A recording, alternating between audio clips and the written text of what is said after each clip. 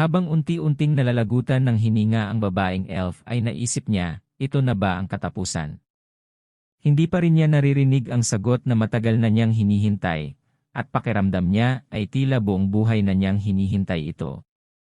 At sa mga huling sandaling ito ng kanyang buhay ay napatanong siya kung nalaman na ba ni Sarante ang sagot na matagal na niyang inaantay. Pagkatapos nito ay bumagsak na sa lupa ang babaeng elf, at habang sinusuri pa ito ni Ronan ay naisip niya na sinuwerte siya dahil ibinaba ng babaeng elf na ito ang kanyang depensa laban sa kanya, sa pag-iisip na mapoprotektahan siya ng kanyang blessings of the star. At marahil kung hindi niya yun ginawa, ay siya na ngayon ang nakahiga sa lupa at wala ng buhay. Naalala din niya na noong nakaraan niyang buhay, ay walang sinuman sa kanyang mga kasamahan ang nagawang makapinsala sa kanilang mga kalaban na ito, dahil may kakayahan pala ang mga nilalang na ito na ipawalang bisa ang lahat ng klase ng mga atake.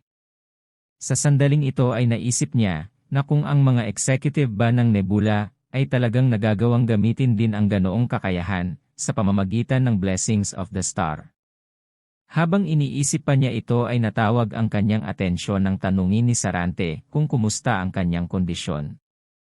Agad namang nagtungo si Ronan kay Sarante at sinuri ang kanyang kalagayan.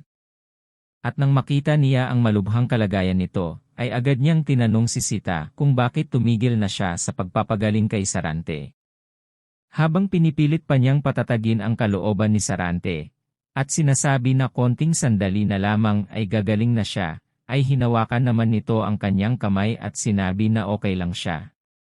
Pagkatapos nito ay ngumiti siya sa kanya, at humingi ng paumanhin dahil sa huling pagkakataon, ay muli siyang hihingi ng pabor sa kanya. Kasunod nga nito ay dinala na ni Ronan si Sarante, patungo sa malaking bato na sinasamba nito bilang kanyang Diyos na si Siniel, gaya ng kanyang hiniling sa kanya. Matapos nga niyang gawin ito ay nagsimulang umubo si Sarante, kaya lalong nag-alala si Ronan para sa kanya. Sa kabilang banda si Sarante, habang sinusuri ang dugo na isinuka niya sa kanyang kamay, ay ngumiti at sinabi na kahit sa huling sandali ng kanyang buhay ay nahihiya siya na ganito pa ang kanyang ipinakikita sa kanya. Lalo namang nalungkot si Ronan sa pagkakita nito, at muling humingi ng patawad sa kanya. Dahil kung hindi niya dinala ang babaeng iyon sa kanilang templo, ay hindi sana nangyari ang lahat ng ito. Pinatitigil naman siya ni Sarante sa kanyang mga sinasabi, at binanggit na kahit na hindi niya ginawa iyon ay dadating din ang panahon na matutunton din siya ng babaeng elf na ito. Pagkatapos nito ay biglang naging seryoso ang ekspresyon ni Sarante, at sinabi kay Ronan na ang kanyang paglalakbay ay magiging mahaba at mahirap. Dinagdag pa niya na masasaktan siya ng maraming beses, at mawawala ang maraming bagay sa kanya, ngunit kahit na ganoon ay nakiusap siya na huwag siyang susuko hanggang sa huli, dahil naniniwala siya na makakaya niya iyong magawa. Pagkatapos niyang sabihin ito ay biglang umilaw ang malaking bato sa kanilang likuran, at kasabay nito ay umilaw rin ang katawan ni Sarante.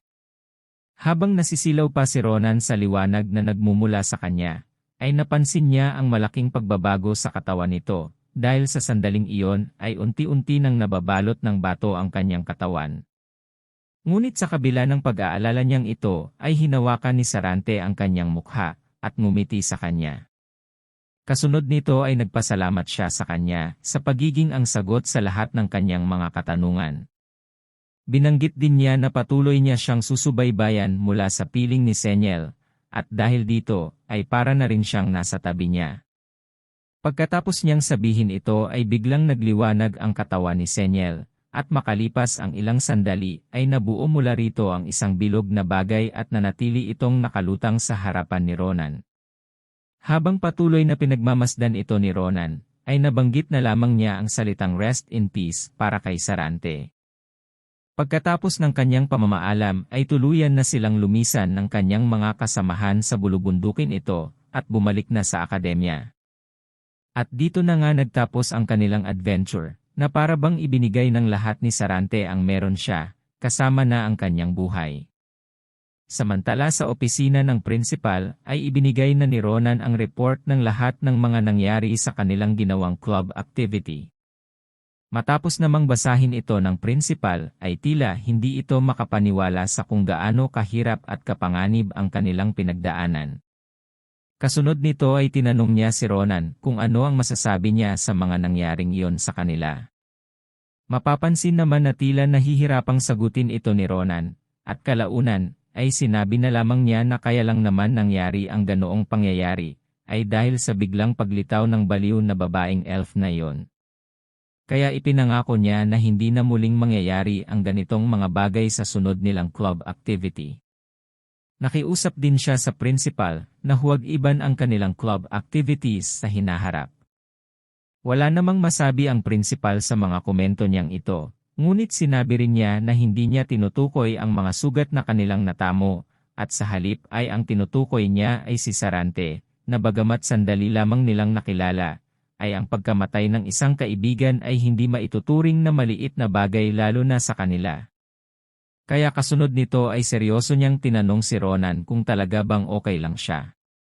Matapos namang marinig ito ay sandaling natahimik si Ronan, at pagkatapos ay sinabi niya na magsisinungaling siya kung sasabihin niyang okay na siya, ngunit kung mananatili lamang siyang nakaupo at magluluksa para sa kaibigan niyang ito, ay sa palagay niya ay lalo lamang malulungkot si Sarante kung nasaan man siya ngayon.